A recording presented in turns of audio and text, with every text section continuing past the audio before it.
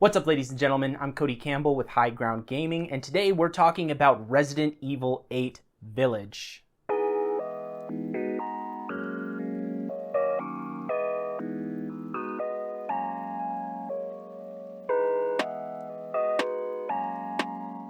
There were a lot of big expectations for Resident Evil 8.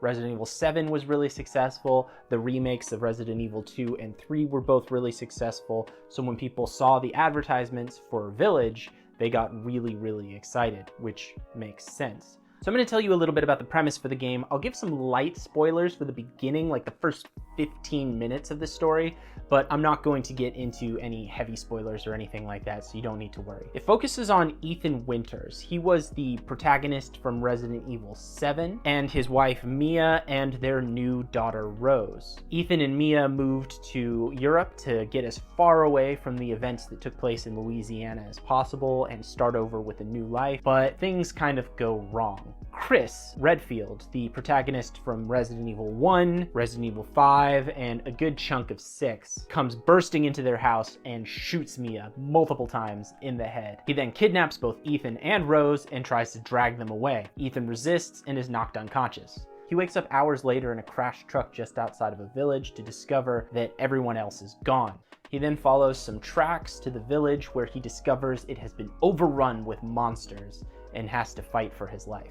There's a lot of little twists and turns in the story that keep it interesting. Some of them tie it to older Resident Evil games in really unique and interesting ways, so that's really fun. But on the whole, the story's pretty bare bones. It's about a guy trying to get his baby back and having to fight his way through challenge after challenge to do so. Ethan is probably the least interesting protagonist in the entire Resident Evil series. Chris Redfield, Claire Redfield, Jill Valentine, Leon Kennedy, they're all so much more interesting than Ethan Winters. Ethan is just kind of a perpetually baffled empty vessel for the player to inhabit. He doesn't really have a personality beyond I love my wife and daughter, and I guess that's enough for him just to be a vehicle for the story, but it doesn't really make him compelling as a character. He's also the only Resident Evil protagonist who doesn't have a face for some reason. Capcom's always hiding his face in the promotional videos, and you never see it in the game, so it's just a weird thing that they're doing. I'm not really sure why. The setting for this game is actually one of the most interesting things about it.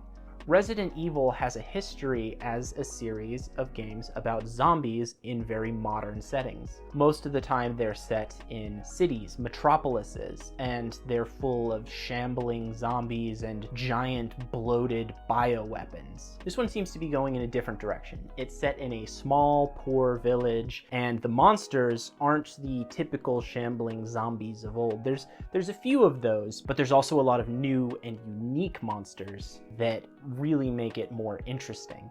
There are werewolves and giants and vampires, much more classical monsters.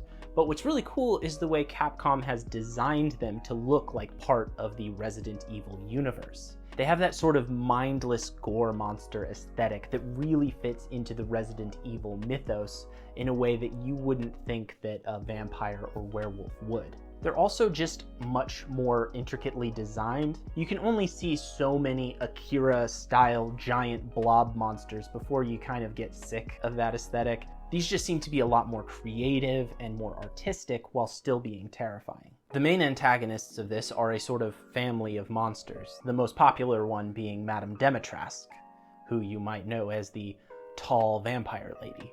They each have their own territory, which makes it really interesting because each area has very unique setting, very unique vibe and ambiance, and it also has unique enemies for you to fight and puzzles for you to solve.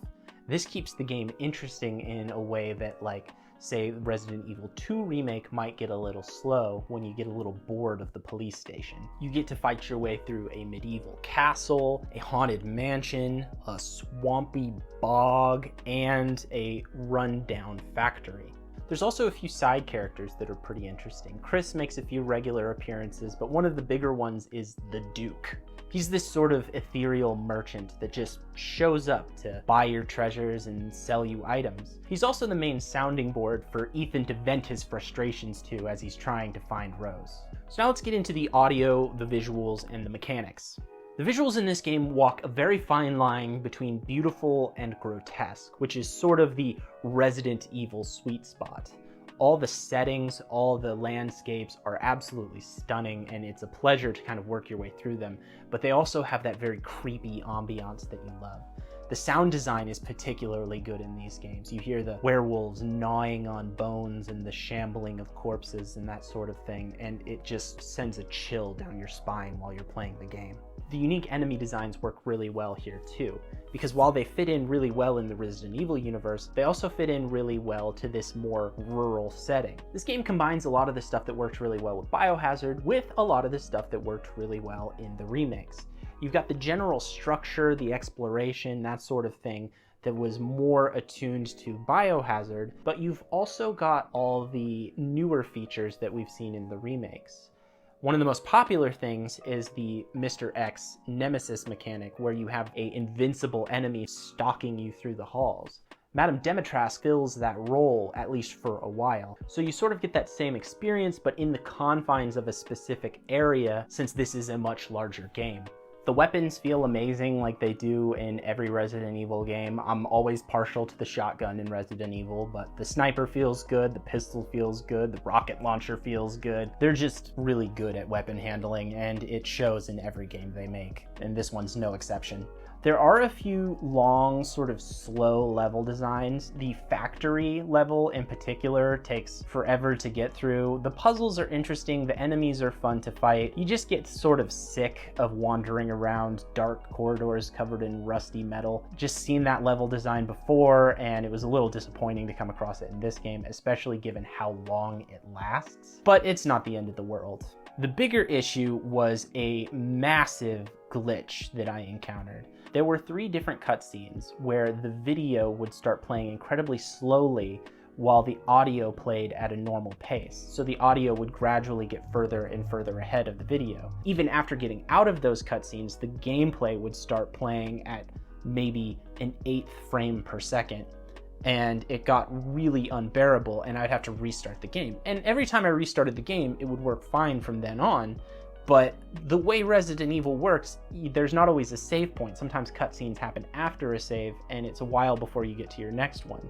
So I would lose a lot of progress if I wasn't willing to play through the sluggish 1/8 time gameplay, and that was just kind of unbearable. So that was really frustrating. At first I thought it might have just been my graphics card, maybe it was a problem with my hardware, but I looked online and apparently a lot of people are having this issue. Some people with 2080 Ti's are having this issue, so it's not a hardware thing, it's definitely a problem with the game, and it's something that I'm sure Capcom will patch.